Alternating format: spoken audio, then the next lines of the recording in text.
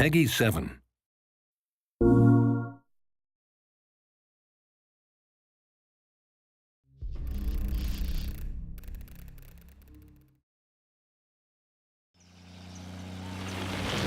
So to open the movie, I wanted a very non-typical WipEout shot with a vehicle pass by which was almost abstract. So if you're a long-time fan of the series and think back to the original backstory for WipEout, it's also a metaphor for a particular moment in the life of Pierre Belmondo, the creator of anti-gravity technology.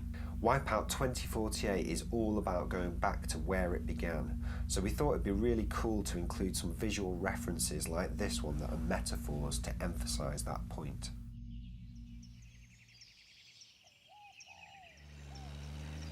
If we jump back into the movie for a second now, you'll see here that the vintage vehicle gets a bit of airtime as well, which is obviously a nod to that wonderful shot, and of course a nod to anti-gravity again.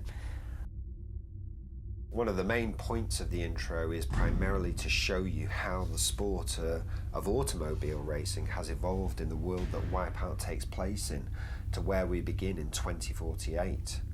But also to help ground it a little in reality, especially through our choice of vehicles in the early stages of the intro like this one.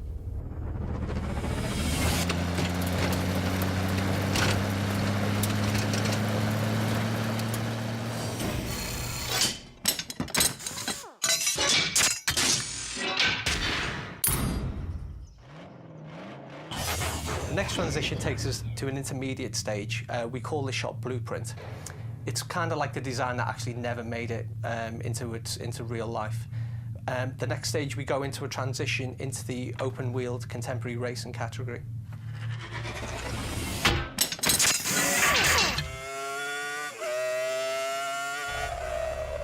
Again, these are really cool annotated visual transitions, are just another way to show you how the sport of motor racing evolved over the years, eventually settling on Formula One style racing, which is right where we are now in 2012.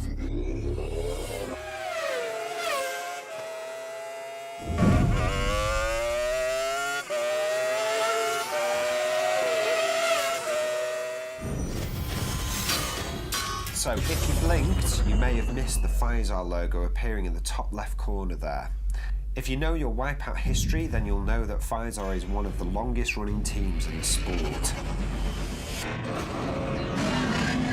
So here we wanted to have a little fun by fast forwarding to the year 2025 with the advent of what we're calling ball racing. So it's almost like ball wheel racing. It's the intermediate step between anti-gravity being fully commercialized. You know, it had started, but it hadn't really made it into a commercial entity. You'll see in this sequence that the vehicles actually drive up the side of the wall. What we didn't want to do at this stage is say that this is AG right now. This is still very much a surface-based racing game, so the mag strip stuff was obviously the next phase that we go into.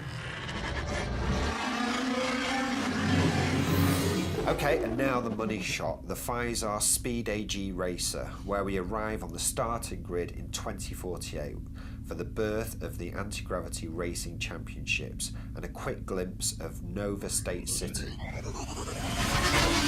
For the final shot, I really didn't want to give too much away here, but I did want to show how beautiful this city was, but at the same time, it is still very much a city that you recognise. You know, we've got this beautiful vehicle speeding up the mag strip in the centre of it, which suggests the future, but the buildings on either side are very much contemporary sort of style, but the higher up we go, we see that the technology is changing in construction, and we also see the fact that we've got a lot more airborne vehicles in there, again, giving a bigger indicator of the year that we're actually in right now. So really what we want you to take from this intro is that although WipEout is about the racing, and that's what we're focusing on, there's so much more at play here behind the scenes.